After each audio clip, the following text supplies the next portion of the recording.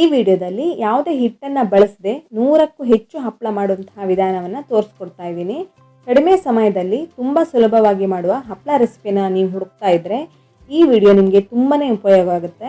ಬಹಳ ತೆಳ್ಳಗಿನ ಈ ಹಪ್ಪಳ ಬಿಸಿಲಲ್ಲಿ ಒಣಗಿಸದೇ ಇದ್ದರೂ ಕೂಡ ಬಹಳ ಸರಳವಾಗಿ ಮಾಡ್ಕೊಳ್ಬೋದು. ಬನ್ನಿ ಈ ಹಪ್ಪಳವನ್ನು ಹೇಗೆ ಮಾಡ್ಕೊಳ್ಳೋದು ಅಂತ ನೋಡೋಣ. ಹೆಲೋ ಫ್ರೆಂಡ್ಸ್, ನಮಸ್ತೆ. ಶ್ರೀ ಮ್ಯಾಜಿಕ್ ಕಿಚನ್ಗೆ ಸುಸ್ವಾಗತ. ನಾನು ಇಲ್ಲಿ ಒಂದು ಪಾತ್ರೆ ತೊಗೊಂಡಿದ್ದೀನಿ. ಆದಷ್ಟು ದೊಡ್ಡದಾಗಿರುವಂತಹ ಪಾತ್ರೆನೇ ಉಪಯೋಗಿಸಿ. ಈ ಪಾತ್ರೆಗೆ ನಾನು ನೀರನ್ನು ಹಾಕ್ಕೊಳ್ತಾ ಇದ್ದೀನಿ. ಸುಮಾರು 7ರಿಂದ 8 ಕಪ್ ಆಗೋಷ್ಟು ನೀರನ್ನು ಇದಕ್ಕೆ ಹಾಕ್ಕೊಳ್ಬೇಕು. ಈ ನೀರನ್ನು ಬಿಸಿ ಮಾಡ್ಕೊಳ್ಬೇಕಾಗತ್ತೆ. ಗ್ಯಾಸ್ ಫ್ಲೇಮನ್ನು ಮೀಡಿಯಮ್ ಫ್ಲೇಮಲ್ಲಿ ಇಟ್ಕೊಂಡು ಈ ನೀರನ್ನು ಚೆನ್ನಾಗಿ ಬಿಸಿ ಮಾಡ್ಕೊಳ್ಳಿ. ಈ ನೀರು ಬಿಸಿ ಆಗೋ ತನಕ ನಾನು ನೆಕ್ಸ್ಟ್ ಪ್ರೊಸೀಜರ್ಗೆ ಹೋಗ್ತಾ ಇದ್ದೀನಿ. ಒಂದು ಕಡೆ ಅದನ್ನು ಬಿಸಿ ಮಾಡ್ಕೊಳ್ತಾ ಇದ್ದೀನಿ. ಹಾಗೆ ಒಂದು ಮಿಕ್ಸಿ ಜಾರನ್ನು ತೊಗೊಂಡು ಇದಕ್ಕೆ ರವೆಯನ್ನು ಹಾಕ್ಕೊಳ್ತಾ ಇದ್ದೀನಿ. ನಾನಿಲ್ಲಿ ಅಕ್ಕಿ ಹಿಟ್ಟು, ಯಾವುದೇ ಹಿಟ್ಟನ್ನು ಬಳಸಿಲ್ಲ, ನಾನಿಲ್ಲಿ ರವೆಯನ್ನು ಬಳಸಿರೋದು.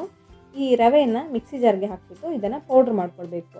ನೋಡಿ, ಆದಷ್ಟು ನಯವಾಗಿ ಇದನ್ನು ಪೌಡ್ರ್ ಮಾಡ್ಕೊಳ್ಳಿ. ನೀವು ಬೇಕಾದರೆ ಚಿರೋಟಿ ರವೆ ಕೂಡ ತೊಗೊಳ್ಬೋದು. ನಾನಿಲ್ಲಿ ಬಾಂಬೆ ರವೆನ ತೊಗೊಂಡಿರೋದು.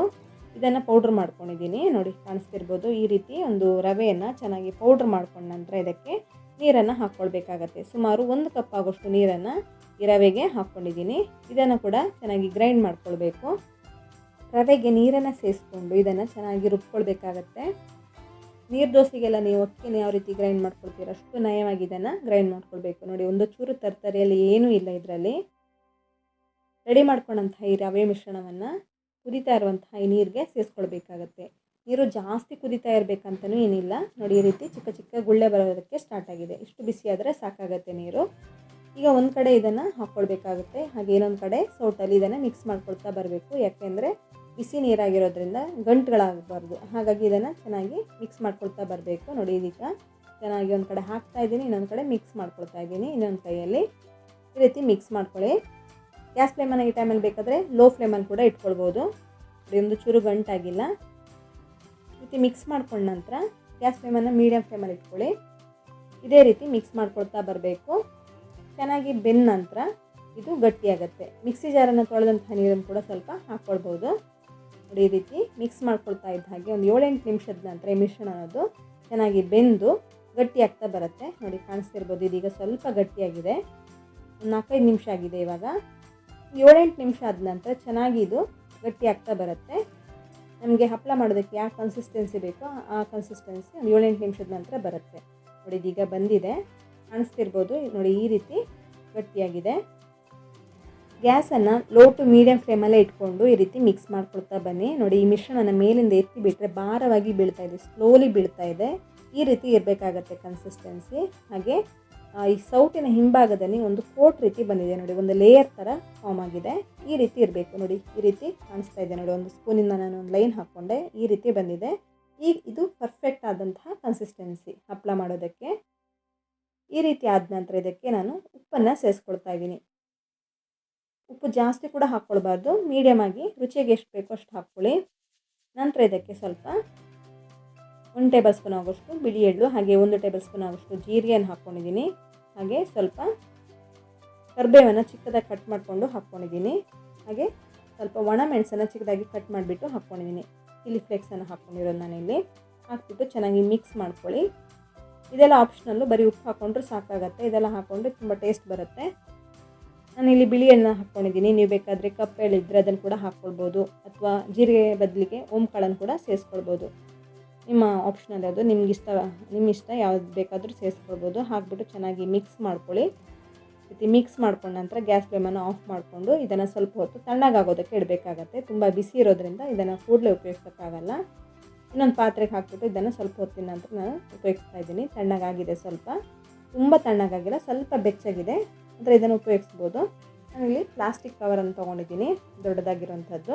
ಅದಕ್ಕೆ ಈ ರೀತಿ ಹಾಕ್ಬಿಟ್ಟು ಸ್ಪ್ರೆಡ್ ಮಾಡ್ಕೊಳ್ತಾ ಇದ್ದೀನಿ. ನೋಡಿ, ಈ ಸೈಜಲ್ಲಿ ಇದನ್ನು ಹಾಕ್ಕೊಳ್ತಾ ಇರೋದು ನಾನು. ಇದಕ್ಕೆ ಒಂದು 2 ಟೇಬಲ್ ಸ್ಪೂನ್ ಆಗೋಷ್ಟು ಮಿಶ್ರಣವನ್ನು ಹಾಕ್ಕೊಳ್ಬೇಕಾಗತ್ತೆ. ತುಂಬ ತೆಳ್ಳಗೆ ಮಾಡ್ಕೊಳ್ಬೇಡಿ, ಇದು ಒಣಗಿದ ನಂತರ ತುಂಬ ತೆಳ್ಳಗಾಗುತ್ತೆ. ಹಾಗಾಗಿ ಮೀಡಿಯಮ್ ಆಗಿದ್ದರೆ ಸಾಕು, ತುಂಬ ದಪ್ಪನೆಯೂ ಬೇಡ.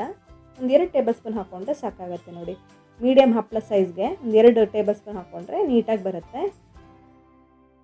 ಮೀಡಿಯಮ್ ಆಗಿ ತೆಳ್ಳಗಿದ್ರೆ ಸಾಕಾಗುತ್ತೆ. ತುಂಬ ತೆಳ್ಳಗೆ ಮಾಡಿಕೊಂಡ್ರೆ ತುಂಬ ತೆಳ್ಳಗಾಗಿಬಿಡುತ್ತೆ. ಒಣಗಿದ ನಂತರ ಇದು ತುಂಬ ತೆಳ್ಳಗಾಗಿರೋದ್ರಿಂದ ತೆಳ್ಳಗಾಗುತ್ತೆ. ಹಾಗಾಗಿ 2 ಟೇಬಲ್ ಸ್ಪೂನ್ ಹಾಕ್ಬಿಟ್ಟು ಈ ರೀತಿ ಸ್ಪ್ರೆಡ್ ಮಾಡ್ಕೊಳ್ಳಿ. ಯಾವುದೇ ಹಿಟ್ಟನ್ನು ಬಳಸದೆ ರವೆಯಲ್ಲಿ ಕೂಡ ತುಂಬ ಚೆನ್ನಾಗಿ ಹಪ್ಪಳವನ್ನು ಮನೆಯಲ್ಲೇ ರೆಡಿ ಮಾಡ್ಕೊಳ್ಬೋದು. ತುಂಬ ಚೆನ್ನಾಗಿರುತ್ತೆ ನೋಡಿ. ಈ ರೀತಿ ಸ್ಪ್ರೆಡ್ ಮಾಡ್ಕೊಳ್ತಾ ಬನ್ನಿ.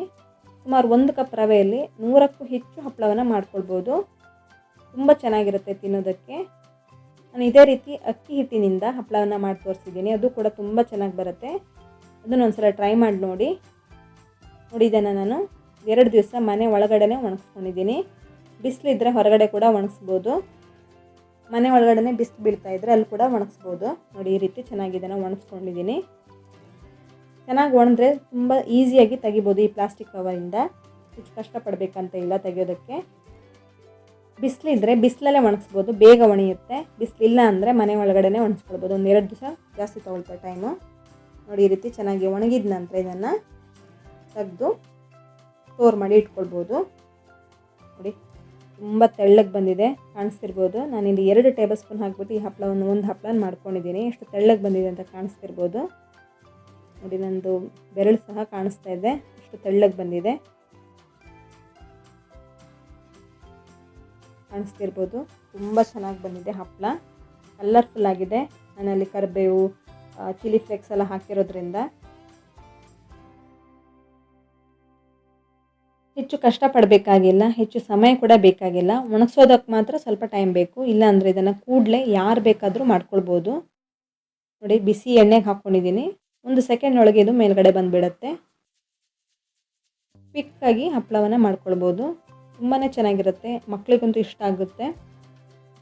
ಇದನ್ನು ಮಾಡಿ ಸ್ಟೋರ್ ಮಾಡಿ ಇಟ್ಕೊಳ್ಬೋದು. ಈ ರೀತಿ ಹಪ್ಪಳವನ್ನು ರೆಡಿ ಮಾಡಿಕೊಂಡು ಬೇಕಾದಾಗ ಎಣ್ಣೆಗೆ ಹಾಕ್ಕೊಂಡ್ರೆ ಆಯಿತು. ನೋಡಿ ಇನ್ನೊಂದು ಹಪ್ಪಳವನ್ನು ಮಾಡಿ ತೋರಿಸ್ತಾ ಇದ್ದೀನಿ.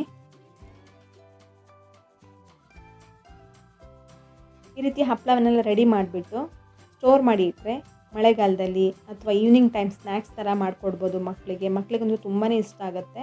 ಆರೋಗ್ಯಕ್ಕೂ ಒಳ್ಳೆಯದೇ. ನೋಡಿ ತುಂಬ ಚೆನ್ನಾಗಿ ಬಂದಿದೆ, ಗರ್ಗರಿಯಾಗಿದೆ.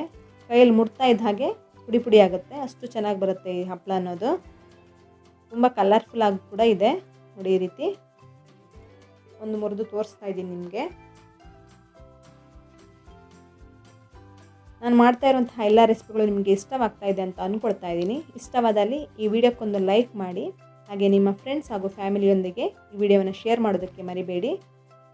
ಈ ರೆಸಿಪಿನ ಒಂದ್ಸಲ ಟ್ರೈ ಮಾಡಿ ಹೇಗೆ ಬಂತು ಅಂತ ನನಗೆ ಕಮೆಂಟ್ ಮಾಡಿ ಹೇಳಿ. ಇನ್ನೂ ಹೆಚ್ಚಿನ ರೆಸಿಪಿಗಳೊಂದಿಗೆ ಸಿಗೋಣ. ಧನ್ಯವಾದಗಳು.